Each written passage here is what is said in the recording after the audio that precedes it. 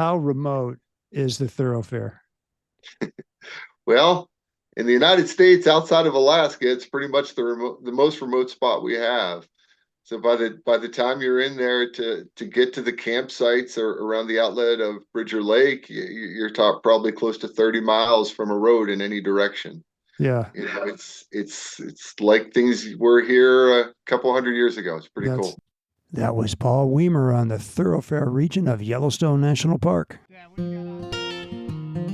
Welcome to the Destination Angler Podcast, the podcast for anglers who travel.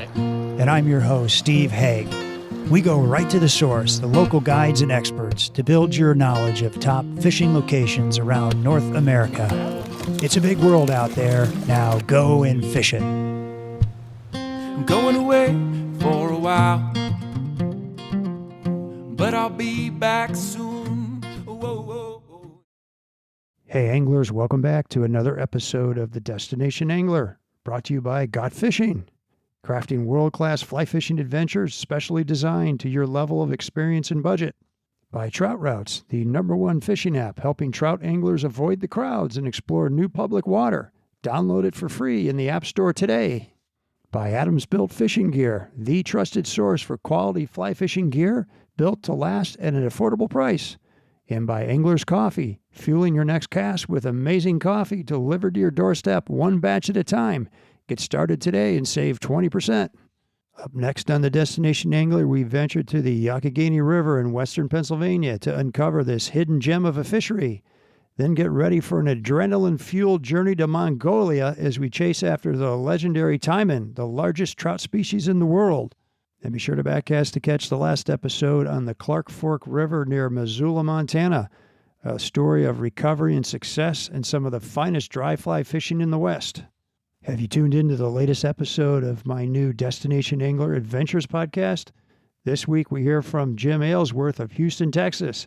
Jim's an avid fly angler and businessman who shares his adventures from over 300 destinations, almost all of them with a guide. You won't want to miss these shows. And if you're enjoying the show, why not spread the word and share it with a buddy? And remember to subscribe wherever you listen for more exciting destinations and adventures. And today we venture to one of the world's greatest fly fishing destinations, the Thoroughfare region of Yellowstone National Park, considered the most remote spot in the lower 48. And our guest is expert fly angler, guide, and author Paul Weamer, coordinator of the Yellowstone Fly Fishing Volunteer Program. In a trip Paul describes as dangerous, uncomfortable, and at times stressful, Paul and a group of 14 researchers ventured deep into the Thoroughfare to discover if the efforts to reduce lake trout population in Yellowstone Lake are positively impacting cutthroat populations. The answer may surprise you. I know it did me. Paul grew up in central Pennsylvania and today makes his home in Paradise Valley, Montana. He's written 7 books on fly fishing, including his latest, Favorite Flies for Yellowstone National Park, 50 Essential Patterns from Local Experts, and is an accomplished photographer and contributing writer for Fly Fisherman Magazine. Buckle your seatbelts because today Paul shares his epic adventure in the Thoroughfare through quicksand and mudholes, blowdowns and swamps, not to mention the challenges of traveling over 140 miles on horseback. Would he do it again? Well, listen in and find out. Let's hear from Paul. Hey, Paul, welcome to the show. Thank you, Steve. Thanks for having me. Yeah, really excited to talk about your trip to the Thoroughfare. My goodness. The Thoroughfare in my mind has been like a destination for years and years, but I've heard that the fishing was not that great until I talked to you and read this great article in Fly Fisherman Magazine that you wrote. And I thought, man, the Thoroughfare is back. So I gotta get a hold of this Paul Weamer guy and find out more about it. So anyway, but you know what I'd like to start with today, Paul, if that's okay with you, is to talk a little bit about what the flood did to Yellowstone, particularly Slough Creek. And I know you've been up there quite a bit. Could you talk a little bit about that? Sure, that the 2022 flood was historic and catastrophic. It wiped out the at the time the only entrance into Yellowstone from Gardner, Montana. really, it looks like a war zone, particularly right after the flood. It's difficult to describe it without seeing it. There are just places where the road is just been erased from the earth, and there's sheer cliffs. And the power of water is just an amazing thing. What it Yeah. can do. And Slough Creek, of course, was hit hard.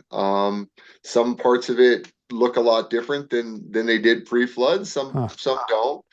Um, there are parts of it, particularly up, the just above the campground on Slough Creek. When you walk up above there where Buffalo Creek dumps in, it Yeah. looks like it was bombed. It's just Really? there's Yeah. huge rocks and immense gravel bars that didn't exist before, and it's really a testament to what trout can endure for all the Yeah. time we've been on our planet, that they could have lived through something like that. Holy smokes. Yeah. Because the Yellowstone got up to, did it get up to 60,000 CFS? Something like that. Something insane. Yeah, so whenever the flood was happening, Fly Fisherman Magazine was actually the first national news outlet to report the story, because I got a hold of Ross Purnell and said, Ross, you're not going to believe what's going on here. And Yeah. Ross says, hey, can you go get some pictures? So my wife's a nurse, and we had survived COVID up to that point in time. Yeah. However, the day of the flood, I got COVID for the first time. Oh, seriously. So I'm sick as a dog, driving around, watching water come to the bottoms of bridges and places you can't go through, and you're Yeah. getting trapped in. And I'm trying to shoot photos for the magazine to let the world know what's going on here. And after a little while, I was like, man, that's enough. I got to go home. Anything for Ross, you know? He says Anything jump, for you us. say how high, you know? Oh my gosh. Well, hopefully it sounds like you survived the trip, and you've been back up to Slough Creek. It's and fished it. How's it fishing? Sure. The biologist went in there and did some studies, and it looks like the fish population took a little hit during Yeah. the flood. That said, most of the fishermen are reporting really good fishing, and we certainly have caught a lot of fish in there. Yeah. I don't think from a fishing standpoint that you see a real big difference. I would say I get emails often, people asking, are the hatches destroyed since Uh, the flood? And they're not destroyed, but some of them are a little more isolated. So as mm, the river bottom got shifted around and sediments got moved there, you may hit one riffle that's got a whole bunch of bugs hatching, and then maybe the next one doesn't have much of anything. huh. But the good thing about floods is they are natural, and those bugs will repopulate those areas over Sure. time, and it's going to be just fine. So is the first meadow, like did the first and second meadows get hit pretty hard, or all the way up to the third meadow even? Yeah, they all got hit pretty hard with the flood. Yeah, Okay. And Buffalo Creek, is that the one that comes in about halfway and there's a campsite right there? it comes in just above so between First Meadow and the campground, down below Oh, the dam that they have to okay. stop. Yeah, Okay, I got you. All right. Thanks for the update. I sure. had I finally got campsites the year of the flood, and we were so excited to run up there. And it's like, oh crud. You can't even get, I guess you could hike in from Pebble Creek or something. Some people could do that the year of the flood. They were like, nah, we fished the upper Gallatin, which was tough. We caught some big fish, but it was tough over there. And that was the first year that they brought back my program, the Yellowstone Fly Fishing Volunteer Program. So that was it. Had a hiatus for the COVID years, and Yeah. and at one point in time they lost the housing the volunteers used to use. So it had gone away for like 5 years, and the first year we brought it back was 2022, and we had to cancel the whole thing. So Really? yeah, Yeah, I bet you were disappointed along with your volunteers. all So, of us were. oh my gosh. How about Soda Butte and Lamar? How are they looking? They're fishing well. The Lamar, I think, changes more than most of the streams in the park every year. You get a decent. Mhm. I tell people my favorite holes on the Lamar haven't existed for 8 years. Is that It right? seems like, yeah, it seems like every a couple of years the Lamar changes pretty good. But they all took some damage, and certainly they had to repair the road along the Lamar Canyon there. Okay. Uh, and that was a pretty big hassle with all the visitation traffic, but they Yeah, got that pretty much fixed up, and everything's working on getting back to normal. that's great. That's great. Two of my favorite streams. Although the Lamar, I've always it's always muddy. Every time I go out there, it's muddy. And It doesn't take much. right. Somebody spills a cup of coffee up in that thing, and the whole thing turns to mud. I don't know, but Throw some huh? throw some streamers in that mud sometimes. You Oh might get yeah, some, I've done that a few times. You know, it depends on how bad the mud is, but when it's off color and there's nobody on it, I've had some pretty good days throwing streamers. there's a good tip for you folks, right there from the guy who would know. All right, so how remote is the thoroughfare? Well, in the United States, outside of Alaska, it's pretty much the most remote spot we have. So by the time you're in there to get to the campsites or around the outlet of Bridger Lake, you're talk probably close to 30 miles from a road in any direction. Yeah, It's like things were here a couple hundred years ago. It's pretty that's cool. sounds awesome. Yeah, how does that feel? Does it? Imagine so gradual as you're getting, riding horses in there. It's sort of a gradual feeling. It comes on you, but does it sink in that, man, I am remote right now? Does that sink in? It does, and when you're walking, well, even on horseback, you look down in the mud, and you see a big grizzly bear track, and you think, wow, we're sort of out here in the middle of nowhere. So Yeah, it certainly does, and it's peaceful and just absolutely beautiful. yeah. You're outnumbered. There's more grizzlies than you, right? I kept everything you read about the thoroughfare, a high concentration of grizzly bears, but you didn't see any, did you? We didn't see a single one, just tracks. Yeah. Were you kind of bummed about that, or are you happy about that? Yes. Okay. Yeah. Yeah, I hear you. It's like, I was happy I didn't see one up close, but I like to see them a little further away. yes, keep your distance. Yeah, that ranger station with the outhouse. I can imagine there's some stories of guys in that outhouse in the middle of the night with some critter coming by them in the middle of the night. I'm sure. Yeah. Did you bump into the ranger? Did you go up there where he is? We didn't. We were so focused on the work that we had to accomplish. We Okay. were pretty all business in there. Yeah. All right. Well, that's good lead in. So, what was this trip all about? Because this wasn't all fun and games, as you said. You had to get down to business. Sure.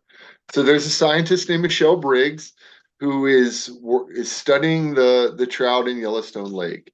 During the most of summer months, she goes out on boats on the lake, and they have trap nets, Hmm. and they're trapping Yellowstone cutthroat trout, and they're taking little DNA samples from their tails, and they're tagging some of those fish. I should also mention just how amazing those people in the lake are. I got to go out on the boat and watch it last year or the year before, I can't recall, but they are so good at this now. So Huh. they put down gill nets when Yeah. they're trying to catch lake trout. And when they pull in those nets, like 95% of the fish will be just lake trout. How do they And do they that? put in trap nets when they want to catch cutthroat trout. And when they pull on those nets, 95% of them are cutthroat. They just have it worked out so well.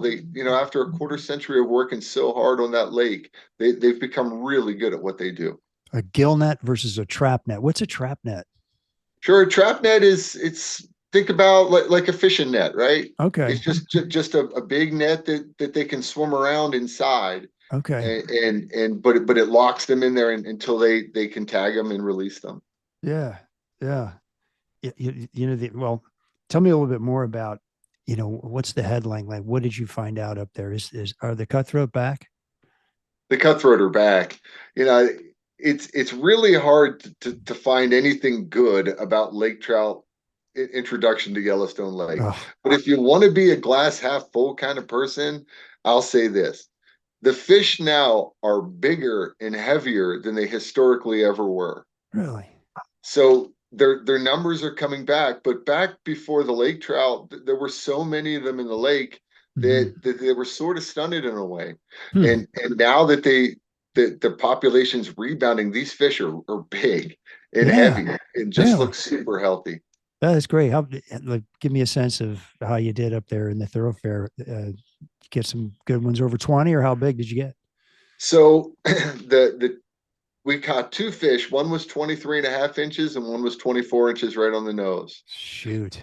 And I That's saw one or two fish that I'm pretty sure were bigger than that, but wow, yeah, man, that's exciting. And what is the breeding size of a cutthroat?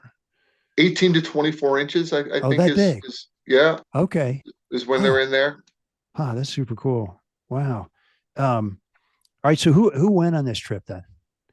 Sure. All in all, there were 14 of us. There were 10 of us that were a mix of scientists and graduate students and fisheries techs and then the fishermen, which was me since I didn't bring anything else to the game. And then Your there were pen.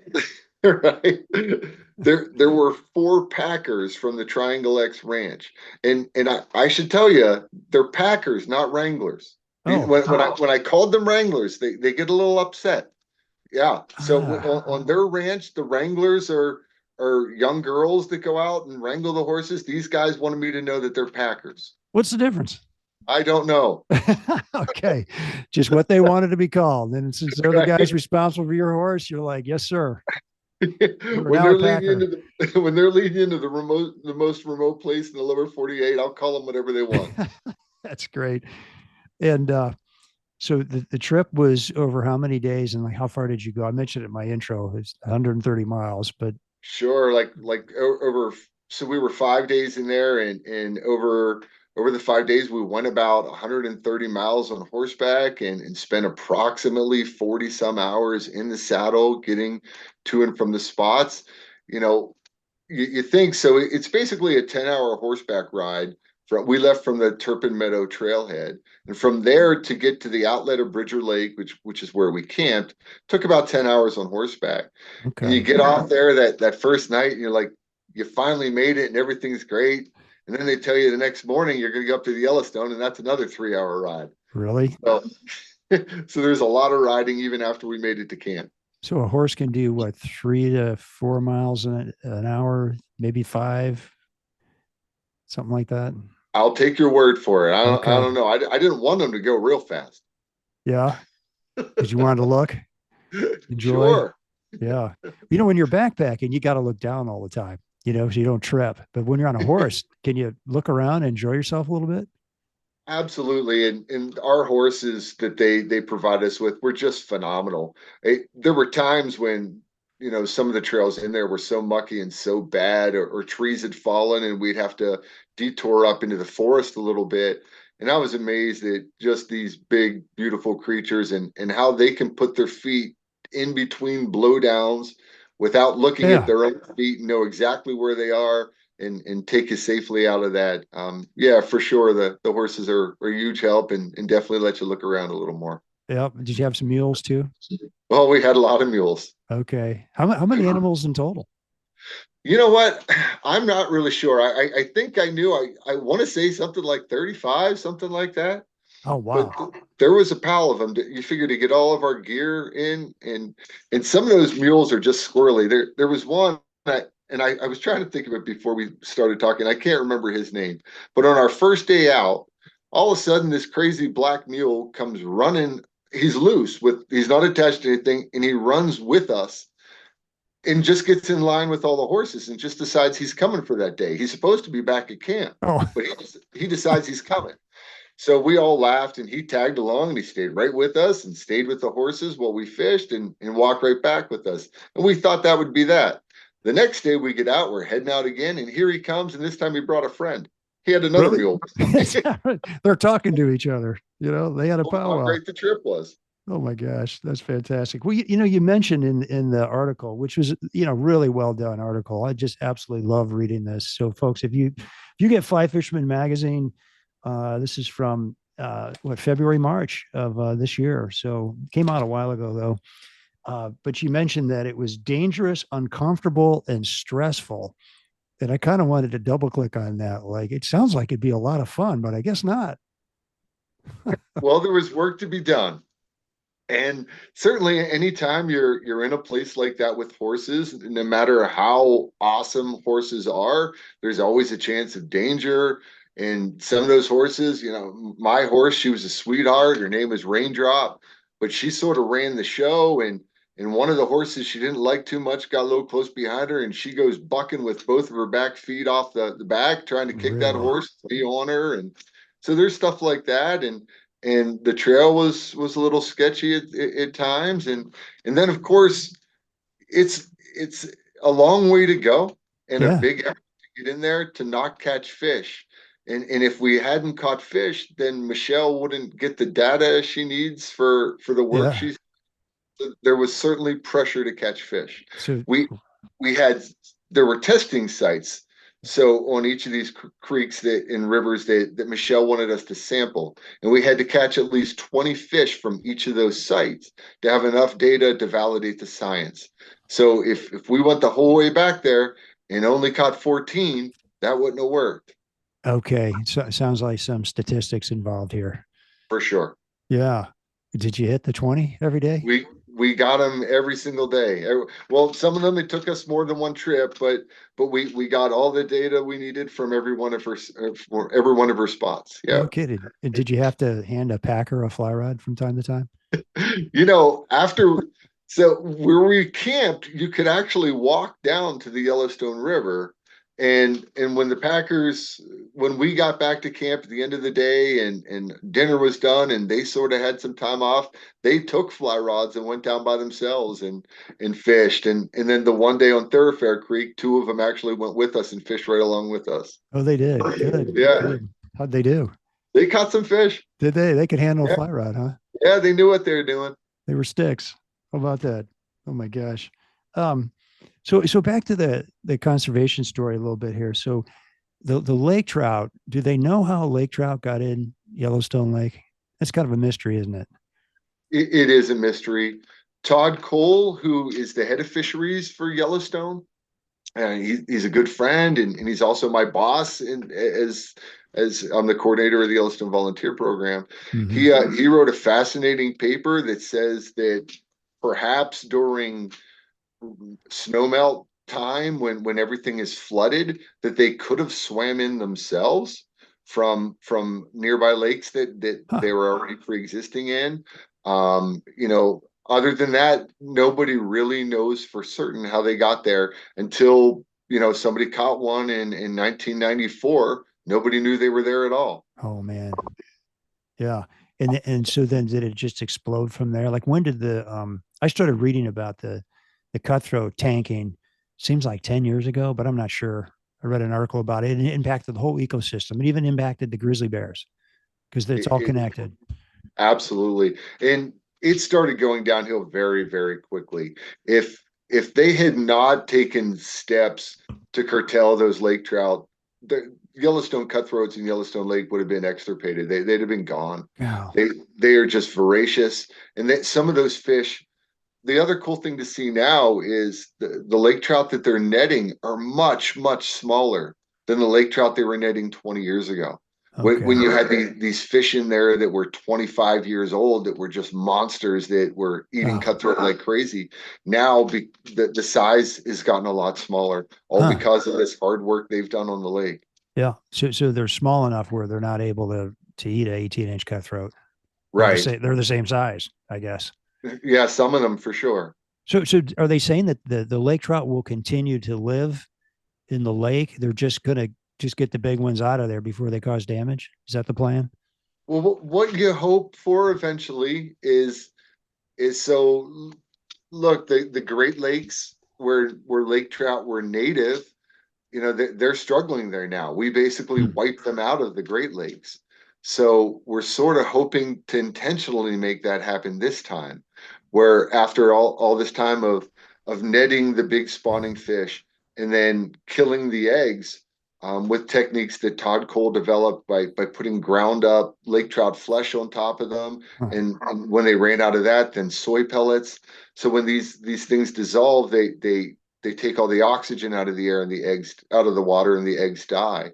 Huh. And it's the hope that someday down the line we'll hit this critical point where the lake trout population will just crash. Yeah. Yeah. But so far through a lot of work, it sounds like the fishing's come back.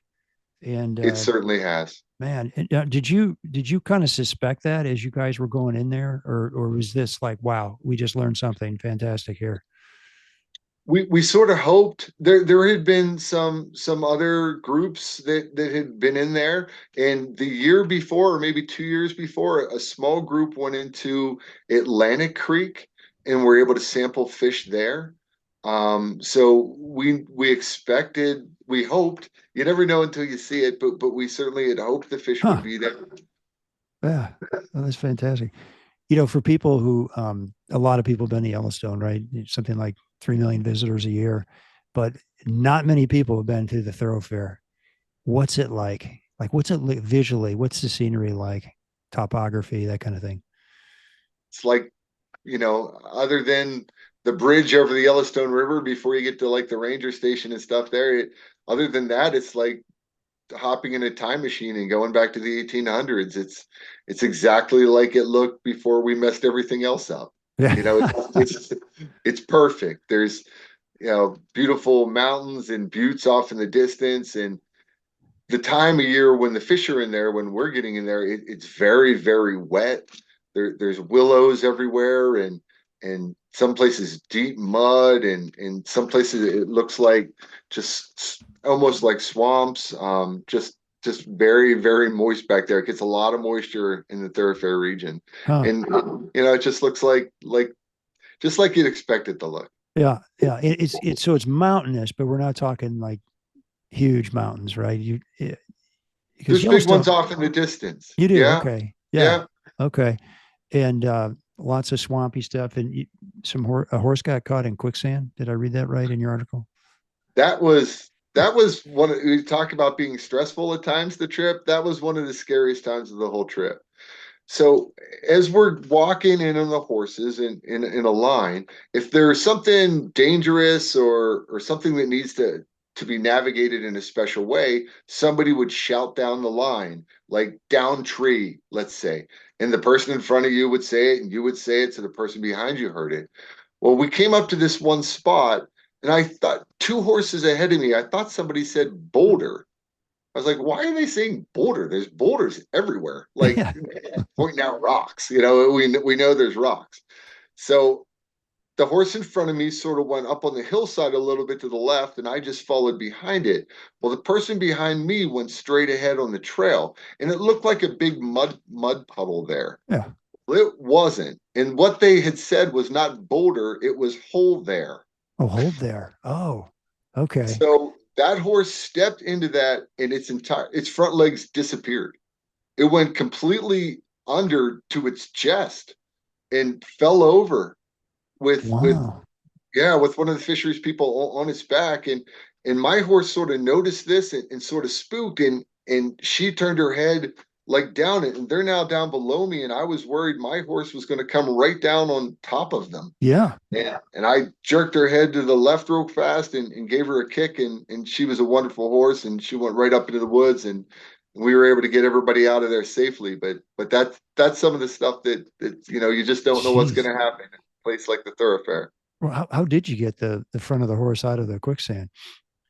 Horses are pretty amazing. The rider got off the horse, and we grabbed the reins and sort of just pulled the horse's head, and it fought and fought and fought until it got itself up out of there. Huh. One time I had a hunting dog that could not swim. I mean, it just I don't know. It was an English setter, and its rear end would just sink, and then the rest of it would go.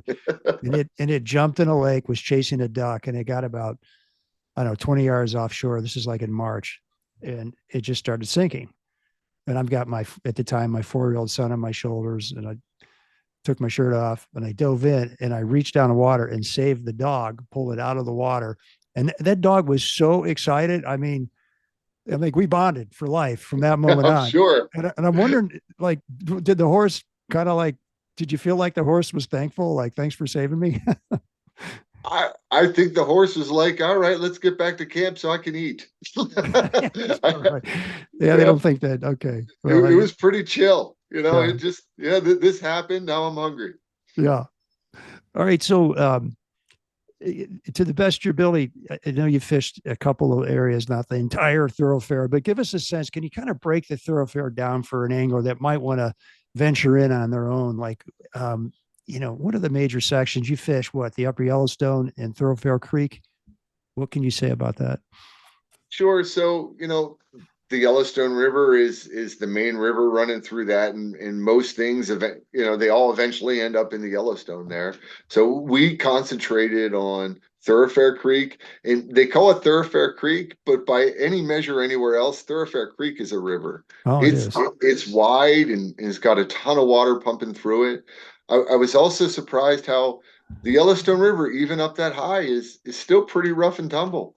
Oh, There, really? yeah, we'd found some fish in one spot, and it took us a while before we could find a place to cross the river to get to an angle at which we could fish for them. Huh. It's still pretty rough and tumble. It looks just like a slightly smaller version of the river you see in Paradise Valley, really. Jeez, really? Okay. Yeah, So, and yeah, go ahead. and they also went to Open Creek, which I didn't see, but Open Creek is a smaller stream that dumps into Thoroughfare Creek, which Okay. ultimately dumps into the Yellowstone River. Okay. I got you. And obviously the fishing was pretty good, but I know there's some dependencies here. Like timing's really important. They're not in there all year long. Is that correct? They come in, they spawn, and they leave. So timing's important. Can you talk about that? Yeah, absolutely. Yeah, it's a tight window, and that's one of the things you asked about. If we were surprised to see the fish when we got there, relieved might be a better word. Because even if the run is strong, your timing could be off. If you get there too early in the year, you're going to encounter a lot of snow, and maybe the rivers are all in flood stage and you can't even fish them. Yeah. If you get there too late, all the fish may have already bolted back to the lake, and you're not going to find them. Okay. And we would look at topo maps, Todd mostly, at night at the camp beneath the flashlight, trying to look at sections on the river where we could get the horses close enough down to the river because we had to tie them up. And it's real thick, and none of us had seen these exact spots before, so we're all trying to do this a little bit blind, and hoping for the best when we got there, and it certainly worked out. No kidding. Okay. How many different places did you fish? You were there 5 days, so I'm guessing just a couple of spots then. So we fished two different sections of the Yellowstone River, but that actually took 3 days because the one day we didn't catch 20 fish. The fish were a little bit higher. So the next day we had to go a couple more miles higher to get the fish in appreciable numbers. Okay. And then we also fished a couple of spots on Thoroughfare Creek. And like I said, some of the other people broke off and they went to Open Creek. They were dropped off at a river crossing and they backpacked into there, and they spent 2 days there sampling two sections on that. But Okay. I was not on the Open Creek party, so I didn't see that one. So, and what time of year were you in there? Late June, I think we left on June 25th. Okay. Okay. And so if you went up there in August, the fishing, there wouldn't be any fish up there, or would there be some resident holdover fish still? I'd be hesitant to say any, but Yeah. from what we know, there won't be many. Huh. Most of them leave. They had, that lake gives them everything they need, and it's a safe place, deep, outside of lake trout in there that might eat them. Other Right. than that, it's cold water. It's got a wonderful food base, and a 24-inch fish, I'm sure, feels a little more protected in a giant lake rather than in a gravel bar in the Yellowstone River. Sure. Absolutely. Did you catch that 24-incher? So Michelle Briggs, this is actually really cool. On our last day, we needed one more fish, and there was this big hen laying there in this gravel section right in front of us. And I was playing around trying to get her to eat something. And we needed two fish at this time. And I put on this little blue colored fly, and it landed right beside her. I saw it get stuck in the water, and I was getting ready to pick up and recast. And like a 20-inch fish swam right in right fast beside her and ate that. And I got that one. Nice. But I finally left that fish, and Michelle went in there, and after all the nymphs we put past her, she put on a streamer and swam it right by her, and that fish swam right over and ate that streamer. And that was the biggest fish of the trip. No kidding. And does a 24-inch cutthroat fight pretty good? Oh yeah. Oh, Yeah. really? Good. Yeah, sure does. Yeah. Yeah. Were you throwing it because cutthroat are known for taking dry flies? Did you try a dry fly or was it all under subsurface? There were some fish rising. Okay. So on Thoroughfare Creek, I sort of messed around with one for a few minutes, but remember, so 3 hours in to these creeks, 3 hour ride back out, that's 6 hours, leaves you about 3 hours to fish. Ooh. So until we caught our 20 fish, we needed to get on that. So I couldn't help myself. I love dry flies. I played around with one for a few minutes, but when it wasn't taking my fly in the second or third cast, I went back to nymphing. Did you? Oh my gosh. Yeah. And what style of nymphing were you doing? We were mostly fishing egg patterns beneath indicators, but Okay. also regular nymphs, pheasant tails, hare's ears, perdigons. When some of the biologists, the first day we went, half of us went to the Yellowstone River and half went to Thoroughfare Creek. Well, some of those took spinning rods and they were spin fishing. Oh, And when they got back to camp at night, they said, "Oh my goodness, we hooked this huge fish and we lost it. We had it right up to the net and we lost it. I had this green spinner on and they loved it." Well, 2 days later, I'm on Thoroughfare Creek and I see some black forms in front of me and I put a cast out there and my indicator hesitates and I set the hook and this fish goes ripping and tearing and all through there and I have to move around this blowdown. And as I'm bringing it in, I can see something green hanging out the side oh of its mouth. really? Oh, yeah. It was the fish that had that spinner still in its mouth from 2 days That's, previous. did you give the guy, grab the lure and give it back to the guy? Here you go. I sold it to him. I said it was lucky. For a mosquito head net or something. Right. That's a great story. That's even, you can't make that up. That's really good. How were the bugs? Way better than we feared, like the mosquitoes Yeah. or the hatches. No, well, I was talking about mosquitoes at that point, but the hatches too. We'll hear about that. There wasn't a ton of bugs hatching. There was a smattering of caddis here and there, and that's probably what those fish were counting up eating. There weren't a lot of rising fish. There was just a few. But the mosquitoes, that place, the Thoroughfare, is infamous with all that water. Oh, okay. It's just perfect place for mosquitoes, and I brought head nets, of course, and everybody did, and I never put one on. We got pretty lucky. The bugs weren't all that bad. Yeah, no kidding. And you came in, your trailhead, I think, is from you're coming in from the south up into Yellowstone. Do I have that right? So it's outside of Jackson. Yeah. Yeah. Okay. Yeah. Somehow I thought you were coming in from kind of over by Cody maybe and coming down that way, but you came up from kind of the Jackson area into Yellowstone. Yeah. That's interesting. And if kind of wondered travel tips, for people that might want to go in there, would you recommend that trailhead or there's some other trailheads you think might work just as well? I think so. I've never seen the other trailheads, but what I understand is the trailhead we went in is the flattest route in. It's pretty flat. Okay. You aren't scaling up the sides of mountains. Yeah. It's a relatively, for a 10-hour horseback ride, it's a relatively easy ride. Okay. Yeah. And so it's flat because you started high, I'm guessing. Yeah. Yeah. Okay. That's cool. Okay. Now you caught some fish that were already tagged, didn't you, when you're in there? Tell us about that. Yeah. So on Thoroughfare Creek again, I had these fish in front of me and I hook one of them and I'm landing it and one of the people in our group said, that fish is tagged. And I looked and sure enough, it had a tag in it.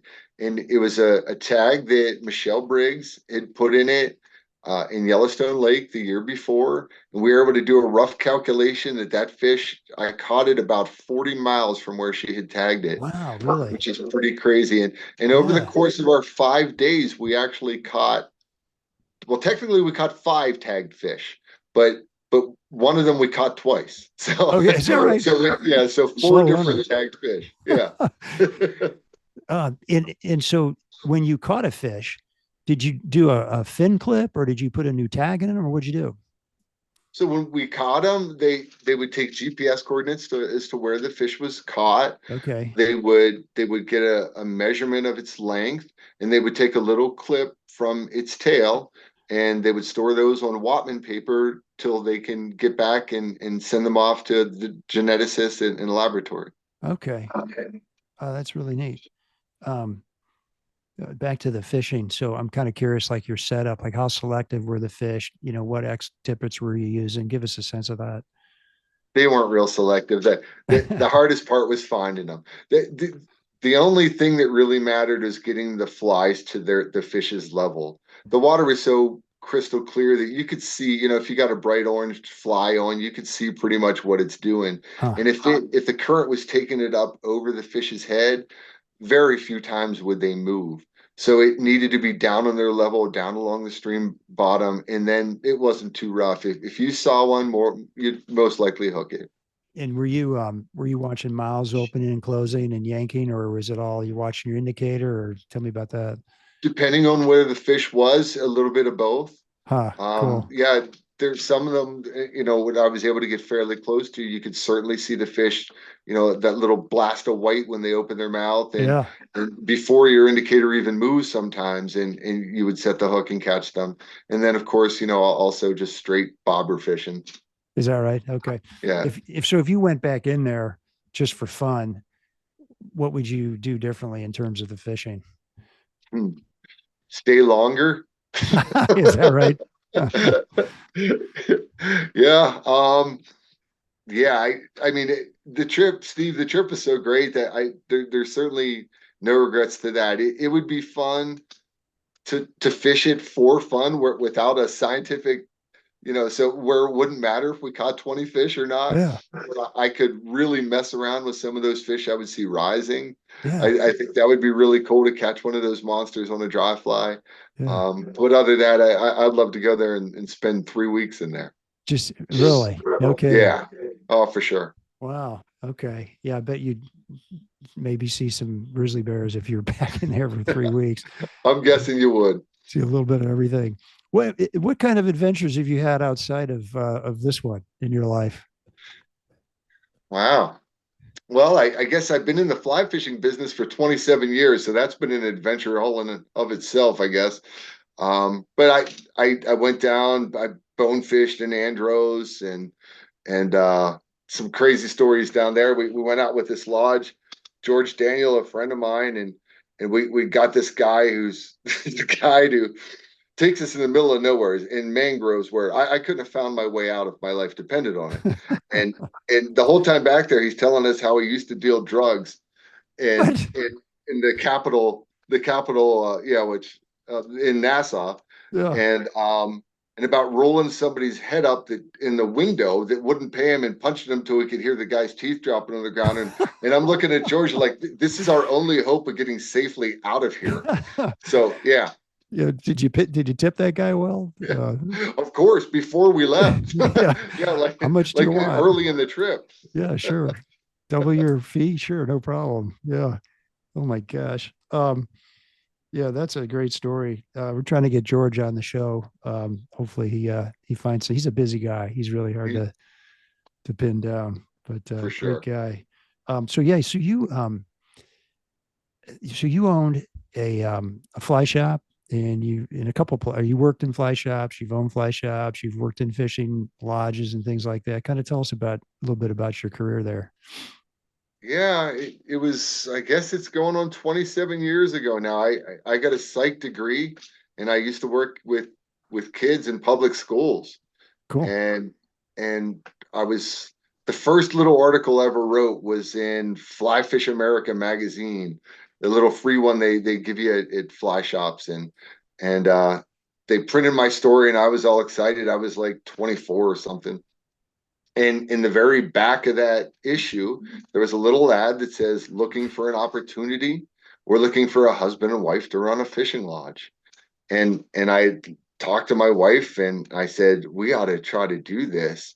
We thought about it for a couple of weeks and eventually sent in an application, and they invited us to go to the new Somerset, New Jersey fly fishing show, which back then was the largest in the world, and just a chaotic place. And that was sort of our, I guess they were trying to see how good we'd be at doing this. And they offered us a job at the end of that show. And I remember we went back to the hotel room and I looked at my wife and I said, can you believe that? And she goes, yeah. And I said, what do you think? And at the same time I said yes, she said no. Oh, really? Oh, oh, shoot. Yeah. So, but eventually we worked it out. Oh, you And, did. Okay. yeah, yeah. So, and we went up there and we ran a fishing lodge and a couple of cabins and Wild Rainbow Outfitters fly shop, and that was the first shop I ran. And then I left there and had a couple of partners, and we opened up a fly shop in Hancock called Border Water Outfitters. And this is where now on the Delaware? Yep, in Okay. Hancock, New York, on the Upper Delaware River. Okay. Yeah. And we had that shop for a while, and we had another. I'm sort of like Jonah from the Bible. Like everywhere I go, a catastrophic flood hits or something. Get Like swallowed by a whale. I think so. So like there there was a 500-year flood on the Delaware, and it was a real bad year in the shop, and I sold out to my business partner, and my wife and I headed back to central Pennsylvania. And I had wondered then if maybe I would get out of the fly fishing business, but somebody from Fly Fisherman Magazine contacted me and said, hey, Tony Gemin and TCO's looking for somebody to run their new state college store. And I did that. And TCO is a fantastic company. I'd still be working there today if I just didn't have a little bit of wanderlust that took me to the Western United States. Yeah. Now, how did that happen? Did your wife say no to that at first too, or did she agree to that one right away? This one was my wife's fault. Ah, So I I knew I was going to leave TCO. Again, Tony Gammon, the owner, is still a very close friend, and I would rather, there was no company in fly fishing I'd rather work for than TCO. cool. But I was just at a point in life where I was sort of like, so I guess I'm just going to do this for the rest of my life until I die, and I sort of got a little itchy, I guess. So I met with Tony and told him I was leaving, and he wished me well, and I wrote one of my books, and my wife and I bought a little camper, and we banged around the West for a month. Oh, cool. And That's we my came, dream. That sounds awesome. and I had former customers that lived in Paradise Valley. We stopped and visited them and sort of fell in love. And the next summer, we were coming back to do the same thing when my wife's a nurse. And she said, hey, they have a job opening at the Livingston Hospital. How would you feel about moving to Montana? She said that to you. No And that kidding. I started packing my bags before I gave her an answer. Where do I sign? Yeah.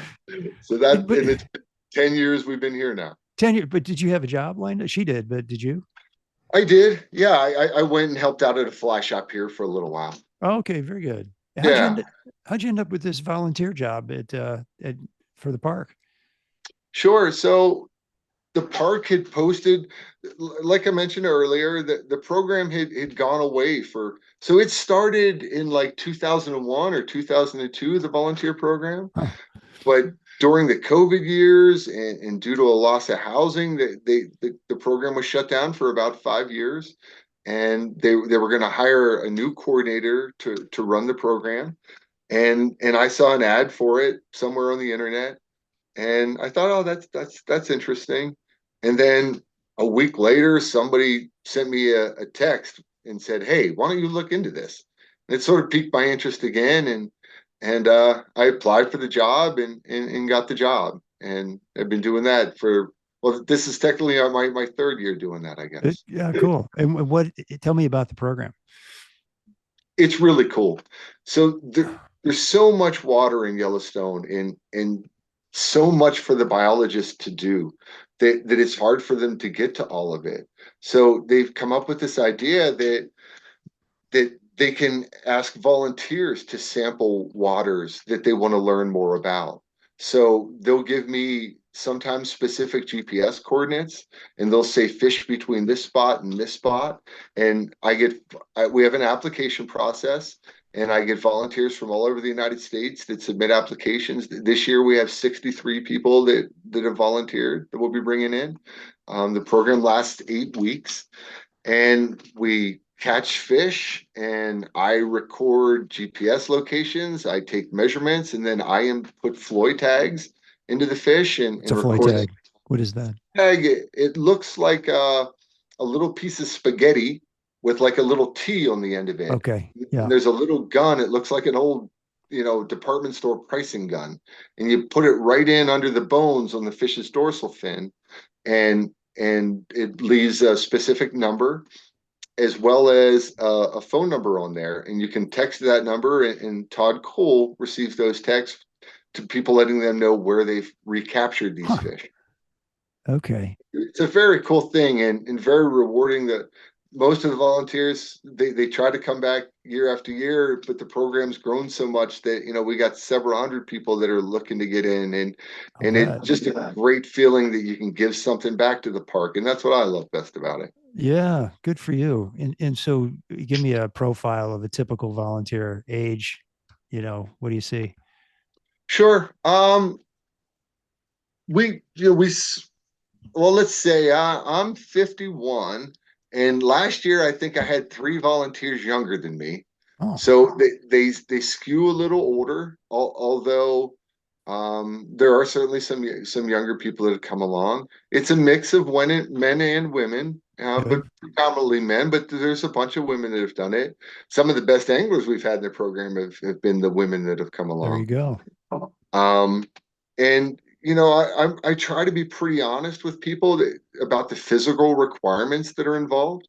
We tell people you have to at least be able to hike 3 miles a day with moderate elevation gains to participate in the program. And, the longer it takes us to get to waters we need to study, the less time we have to study them. So people that are pretty physically fit. And the other thing is, it's not a guide trip or a place for beginner fly fishers. Yeah. We need to catch these fish to secure the data we're looking to get. So we need pretty experienced fly fishermen that know how to fish nymphs, dries, streamers, wet flies. They can do it all to give us the catch of the fish.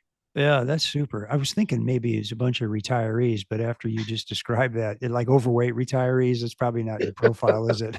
Not a fat man trip. Overweight anybody would be tough, that's for sure. Is that right? No kidding. Yeah, it's a lot of walking around. I thought maybe a bunch of retired Silicon Valley executives who are in their 40s and don't need to work anymore, but maybe not them either. I don't know. You mentioned you live in Paradise Valley, and you've got some famous neighbors in your neck of the woods, don't you? Yeah, I think Jeff Bridges has got a house across the river somewhere, and John Mayer over there. And not that we hang out a whole lot, but they certainly live here. Yeah. Have you bumped into them? I've seen John Mayer at Chico Hot Springs before. He'll go there every once in a while, and sometimes even just spontaneously play music. So. Oh, he will at that little in that little 1901 bar that 1901. Yeah, sometimes. Yeah, that is one of the coolest bars. I mean, that's like a classic Western bar, isn't it? Yeah. Doesn't it say right over the door, built in 1901, something like that? And right. And then there's the old saloon and Immigrant that's pretty cool, little bar like that too. Yeah. Oh, is that okay? I haven't been there. There's a few of them around. I like that little town, Prey, Montana. Wonder how that got its name. Right. A bunch of Indians like getting ready to scalp somebody, and the guy was praying, or like what happened? I'm guessing their first winter. Is that right? Yeah. What are winters like out there? Pretty brutal, huh? They can be. It's high desert here, so there's cactus growing. Little prickly pear cactus growing. Sure. So we don't we're sort of in a rain shadow with the mountains. Yeah. So we don't get a ton of precip. I think Paradise Valley averages something like 15 inches of precip a year. Oh, really? Central PA, where I grew up, is more like 40, I think. Yeah. And but it can it can get darn cold. It was, one day this past winter, and this was the mildest winter I've ever seen here. But Oh, it's still got one day was still negative 33. there you go. That'll let you know you got skin when you go outside. I did a show with Tucker Nelson Spring Creek, and he Sure. was I did two shows with those guys. They were fantastic people. And Yeah, he was talking about, you know, they work out there. I mean, the fly fishing's a side business, it's a ranch. for sure. And he was talking about those winters, and, a lot of the people that are coming out there and buying homes, think they're going to be fine. And one winter for sale. Yeah. I think a lot of those homes sit empty in the winter while they're back Do somewhere they? warm, and Yeah. they're here for the 3 summer months. Yeah. Yeah, and you're also a photographer, and I'd love to hear a little bit about, could you share some tips on, photography for people who are fly fishing? What have you learned? My specialty is shooting aquatic insects. Ah, That's what I spend a large deal of my time doing. And I think the only advice for that is you got to be a little crazy, right? You got to be a little off your rocker. I mean, yes. if you've never punched a mayfly to death because it wouldn't sit still, then maybe you're not cut out for this. You flick them? What do you punch them? You Yeah. got to knock them out, make them sit still. It helps to put them in the refrigerator for a little bit.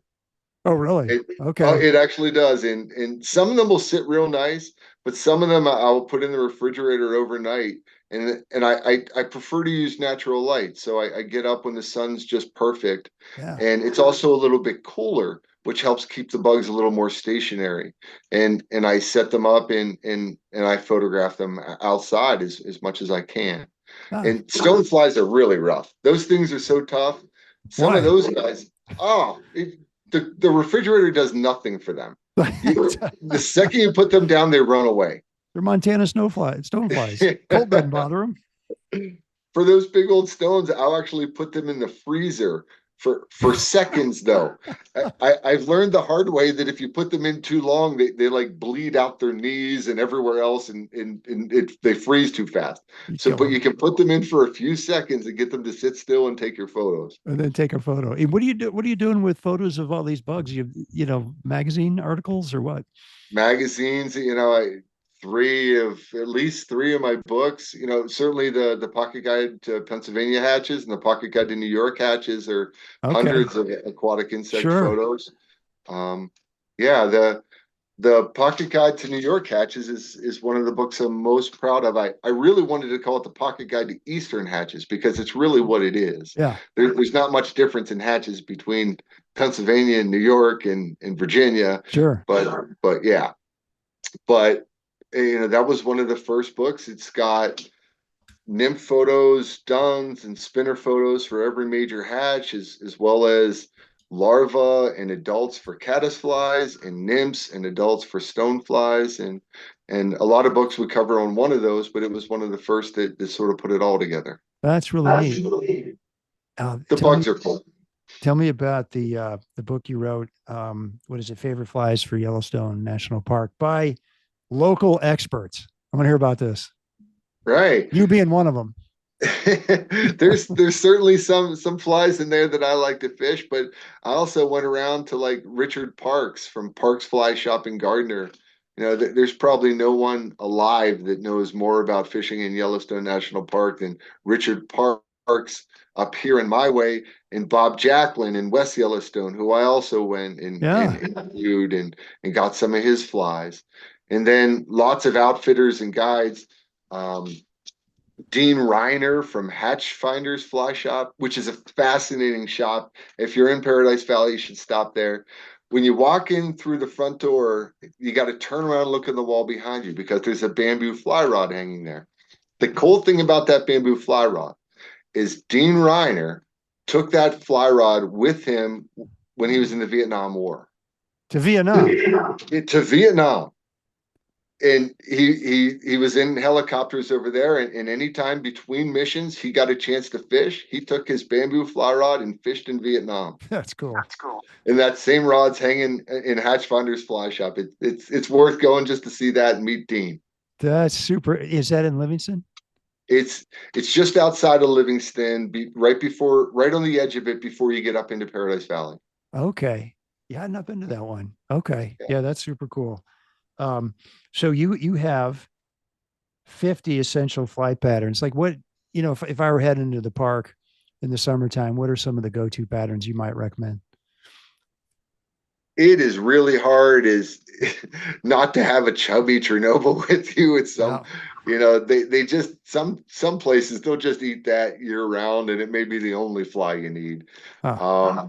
But certainly that's a key one. And then I like some of Renee Harrop's patterns, some of his hair wing emergers for like the green drakes and the hecubas that hatch in the fall. Just he's a brilliant fly tyer, and he's come up with some really cool stuff that's just deadly in the park. And I've been fishing a lot of Perdigon nymphs, which have really Yeah. come from the Euro nymphing Sure. circuit, and I fish those as droppers with chubbies, and as a nymph that works surprisingly well in the park. Yeah. What colors and styles of perdigons do you like? My favorite has a gold bead, pheasant tail body, and like a hotspot orange collar around it. Up around the bead, close to the Yeah, bead, like the neck. Okay. yeah. You ever use those blonde perdigons in the park? Kind of blondish colored? Um, I don't know that I have. Yeah, my second best I go to is sort of like a shimmering blue with a red collar around Really? it. Its head. So I sort of alternate between either the more muted one or the brighter one. But I've not fished the blondes. Have you done well with those? I have, yeah. I've done really well. We did that was what was catching fish on the Upper Gallatin up in the park that year we went up in there. And it was tough fishing up there, but we did catch some. I mean, there were a couple patterns that worked well, but those blonde perdigons worked really, really good up there. Have to give that a try. There you go. But a perdigon, like if I saw like a eighth grader tie a fly and he came up with a perdigon, I'd look at it and go, that's not going to catch anything. I mean, it's just too plain. There's I nothing know furry sticking off of it or anything. What do you suppose it is about a perdigon that the trout go for it? it sinks. It It's built, sinks. it's built like a torpedo. It plummets right down to where the fish are, and Yeah. it gets itself right in front of fish in ways that other nymphs often don't. And I've come to, even when I'm fishing two nymphs, my lead fly is almost always, I hate split shot. I'd rather never use it. Right. And I'll use a big size 10 Perdigon just to get the smaller hatch matching nymph a little further down in the water column. Yeah. And I think that's their greatest attribute. They get in front of the fish. They just think, are you doing a lot of tight line nymphing in and around the park? I don't. I'm sort of a traditional nymph guy, or sometimes an indicator guy, and I do a lot of tandem fishing with the dry fly and a nymph Yeah. dropper. Yeah. Certainly spending a lot of time when George and I worked at TCO together and everything, and George's wonderful book, Dynamic Nymphing. Yeah. I got You that. know, I certainly am well aware and know all about that stuff, but it's just not a technique. There's so many techniques out there, and it's just not one that I use a lot. Do you think you just don't need to, or it's not as effective out west? Because I feel like, hey, you're from Pennsylvania and you're telling me you're not tight line nymphing. It's like, what? No, it's extremely effective, Yeah. and yeah, I mean, are you talking about old school tight line nymphing or I don't Euro know. nymphing? I mean, there's so many different variations of it, Yeah, but I'm just talking about no indicator, direct connection to the fly bouncing on the sure. bottom.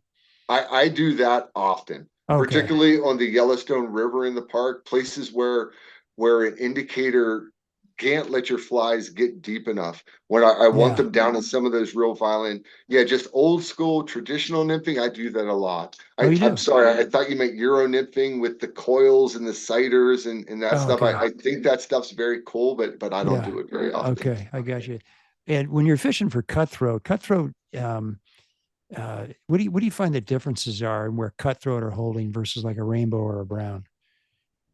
Putty's like slow, Hmm. placid back eddies and little places that don't even look like they would hold a fish, and they'll be in there, and the way those fish rise, it can almost just break your heart. It's like you can time them taking 10 minutes to slowly fin up from the bottom and gently open their mouth and slowly close it. It's so, I think every time I'm in the park, the first cutty that eats my dry fly, I miss it because I'm too amped up and I rip it Yeah. away. That's Yeah. great.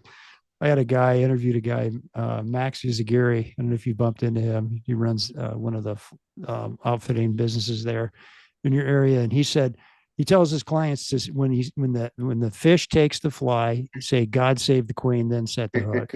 So Sure, sure. it seems like I don't know if I could wait that long. I'm like you. I might be too anxious. I don't know if I can pull that off, but I Right. don't know. And I found exactly what you said. I mean, where guys are fishing the riffles and the cutthroat are in the slower water off to the side with some cover, Yeah. just a different type of fish. So here we're kind of getting towards the end of the show.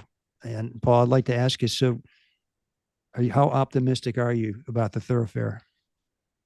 I'm extremely optimistic. I, the one thing that's cool about getting to have my job as the coordinator of the volunteer program is getting to be around the scientists, the real pros that this is, and seeing how much they care Ah, and how much this matters, how this is their life's work, huh. and how preserving a native species, if we lose these native fish, we'll never get them back. They're just going to be gone. And I'm encouraged by the passion I see in the people that are working to correct the problems. Yeah, and like you said, they're working to correct, and they have corrected the problem. This Sure. Yellowstone. I honestly, in my lifetime, I didn't think this lake trout issue would get solved. I wasn't even hopeful about it. And I saw your article and thought, wow, it's Yeah. coming around. That was fantastic. So what did you learn about yourself on this trip into the backcountry? I learned that pressure fishing is tough. I told somebody I was on one of those the fly fishing masters competitions that was on like the outdoor network years ago where, Yeah. where you're fishing and people are following you with TV cameras around. And I thought that was the most nerve-wracking thing Right. I'd ever been a part of. And until I went to the thoroughfare. Like at one point in time, every fish until you get to 20 is so important. And there was a time when like I lost 3 fish in a row. Fish Oh, I had hooked and just lost. And I turn and look at Todd Cole, my friend and boss, and it's like I just cut the heart out of him. Like he oh, he just was looked at with me you. like Huh. so disappointed, like I just let Yeah. everybody down. Well, maybe don't fish with your boss anymore. Yeah. I'm giving him a hard time. Yeah. But no, yeah. And I the thoroughfare has been on my mind. It's one of my bucket list places. It's somewhere that as soon as I learned it existed, I wanted to go there. Yeah. So I don't think there's been a day that's gone by since I returned last July that I haven't thought about the thoroughfare. Really? No Yeah, kidding. Should you think people should book a trip and get up there and get a campsite and give it a shot? I think they should. I have a friend who's talking about hiking in, and I got to be honest, Steve. I got no desire to hike into the thoroughfare. No, no way, no way. Horses, good. Yeah. Hiking, very, very bad. Yeah. Some of these places, the water and mud's like almost beyond your knees, Oh. and Oh. you may not be able to detour around it for miles, and you're Oh, just trudging really? through that stuff. Oh yeah. Who's maintaining these trails? I mean, you're like the fourth God. guy. God, I mean, you're like the fourth guy that's been up there in June. I mean, like they're not getting trampled down by, are they? Or Well, I don't think that they have invented a way to hold the water back is that right? when it's just all the water. Yeah. Oh my gosh.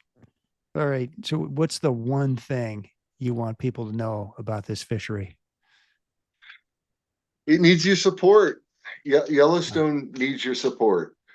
Um, Most of the budget that takes place for the park biologists and even my program in its efforts to maintain and restore native fish, there isn't enough money that comes in, so it happens from the donations from the public, most of which are made through Yellowstone Forever, which is the fundraising arm of Yellowstone National Park, and people that care about native fish, that care about. I mean, Yellowstone belongs to all of us, but not everybody will be able to see it. But if it matters to you and you think that's cool, you can help by donating some money that will make a real difference. That is so great. I'm getting choked up listening to you say that. That is awesome. I'm so glad you said that. And I got one more question for you, actually, a couple more. But if for a guy, you've spent most of your adult life in the fly fishing business, uh, what advice would you give somebody who's thinking about making a career of the fly fishing business? Marry someone with health insurance. Okay. Okay. Yeah, that's the practical tip there for you folks. You heard it right here. But there's probably a serious side of that. Like, why do you say that? It's a tough way to make a living. Yeah. It's brutal. People that own fly shops are, you think about regular places, everybody's going to buy pants if you're selling pants at a store, right? Yeah. A flood's not going to happen and wipe out the pants that people want this year, where you can have a store stocked full of PMDs and sulfurs, and you have a bad flood or something ruins the whole fish when the hatch would have been there, and you're just sitting on these things for another year. Yeah. And in guiding, you know, I still guide and have friends that are my age that still guide, and we sort of joke about that. We've been in this so long, we're not qualified to do anything else, and it's hard work. Yeah. You're out there when I've guided in blizzards when you're freezing. You think it's cold when you fish. It's a lot colder watching somebody fish. I'll bet. Yeah. You're just standing, not even moving your arms. You're just standing there. Or in the blistering heat and rowing boats all day long. It takes a physical toll, particularly when you start to get older. And, if you haven't thought about that when you're gung-ho in your 20s, it could catch up to you by the time you're in your 50s. Maybe you can go work for TU in Bozeman or something. I don't know. Get a nice cushy office job when you get to be 60. Yeah. Or better yet, do what your parents told you to do. Go to college and then hire some other idiot to row you. Who's got health insurance? Yeah. I interviewed Hillary Hutchinson on the Flathead River. You've heard of Hillary? She's one. Yeah, sure. Yeah, sure, everybody. And she said that she calls it eco grief. I've never heard that before. That her guides, she's got 100 guides in her company, and that they talk about eco grief, like the fact, like what you just said. It's particularly now with climate change, like it's colder, it's windier, it can be wetter, there can be more fires, more smoke, more blown out water, earlier runoff, later runoff, no water in the fall, that kind of thing, and it's just hard to be a guide these days. Would you agree? Sure. Yeah, I absolutely agree with that. It's extremely unpredictable. Yeah. Yeah. Well, I, for one, am super thankful that there's people like you out there who decided to make a living at this, because the world's a better place. That's very kind, Steve. Thank you so much for saying that. Yeah. Okay. Maybe tell that to my parents. Your parents. Mom, Dad, I'm going to be a fly fishing guide. Kind of like that scene in Jeremiah Johnson, when he meets that trapper out in the middle of the mountains, and he said, I told my parents I was heading in the mountains. They act like they was gut shot, That's about right. Them mountains, they'll kill you. So what was the food like on your trip? Oh, the food was fantastic. The very first night we had ice cream. Ice cream. Oh, sure. Because it's still ice cream way in there. Yeah. So, but the food was great. Those Packers, not Wranglers. Yeah. Did a phenomenal job feeding us. One of the guys, his lunches were a little suspect. Some of them gave him a little hassles about only putting one piece of ham on a piece of white bread, but for the most part, it was pretty darn good. Okay. I like dry sandwiches like that. I wasn't complaining. Yeah, yeah. And your favorite dinner, was there a dinner that just rocked the world? Boy, we had Dutch oven lasagna the one night that was out there and a little chill to the air, and that was pretty spectacular. Shoot. Yeah. That sounds pretty cool.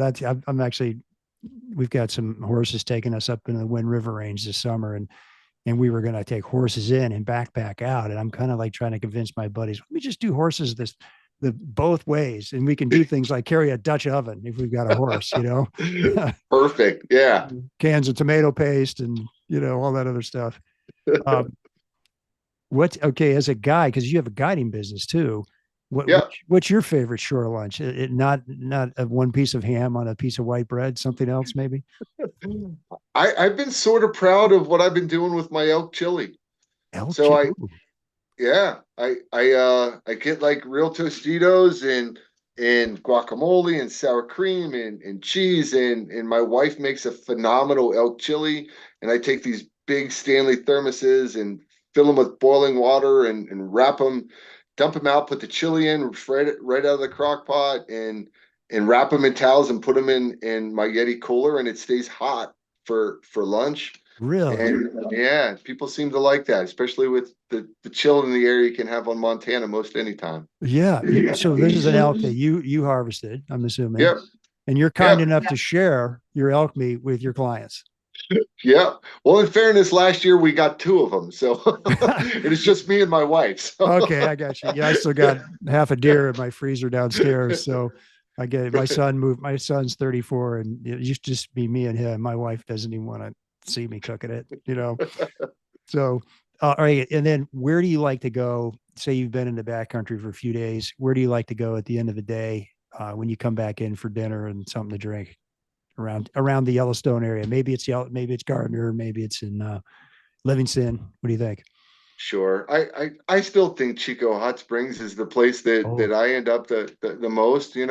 Okay. Not too, yeah. It's I mean, I grew up in central Pennsylvania and they got a terrible towel for the Pittsburgh Steelers hanging from the rafters in the bar. So, you know, my kind of place. Yeah. Now that Spruce Creek Inn or Lodge, they got some pretty good food out there in Pennsylvania. You been to that place? The Spruce Creek Tavern, maybe? Tavern, Is that's that? it. Yeah. Yeah. Yeah, that's not Yeah. bad. Oh, heck, I grew up going out to that. The former owner, I'm not sure who owns it now. The original guy passed away, but did you ever get the French fries when they would just bring out these unbelievable quantities of French fries in that place? I've eaten there once. Last Yeah, April I was there. But sure. I hear it's Joe Humphrey's favorite place. It's where he goes with Tammy when he wants a nice something to eat. Sure. So anyway. Oh man, Paul, it's been great talking to you. Thanks for being on the show. Thanks for having me, Steve. It was a lot of fun. Yeah, sure was. How can people get in touch with you? Sure. The easiest way is just to send me an email. Yeah, you can get that on my website, which is weimerflyfishing.com, but it's just weimerflyfishing@gmail. Okay. And if they want to look into volunteering with your program next year, how do they do that? Um, there's an email address for the volunteer program. It's volunteerflyfishing@yellowstone.org. Okay. And you can send me an email there. Or if you forget that one, you can send it to Weimer Fly Fishing too, and I'll And forward it they'll over look to you that up. one. Okay. Well, Yeah. hopefully we don't have 1,000 emails tomorrow after this podcast goes live. But anyway, I'm kind of thinking I'm going to be calling you in about 3 or 4 years when the R word, comes here, the retirement word hits me. So anyway, Sounds great. well, thanks again for being on the show. Wish you extraordinary success in all your adventures to follow. I'm sure there will be many. And folks, thank you again for listening to another episode of the Destination Angler podcast. And we'll be sure to post all that info about Paul's contact information on the Destination Angler show notes. And we've got some really fantastic pictures Paul has sent me from his trip back into Thoroughfare, and we'll put those out on our Facebook and Instagram pages. You can DM me or email me with comments and suggestions at haig@destinationanglerpodcast.com. If you like the show, please share it with a buddy. That's how people hear about this. And as always, our music is by our Brothers Fountain. And if you enjoyed the show, hope you enjoyed the show, and we'll see you again soon. Tight lines, everybody. All right, sit tight.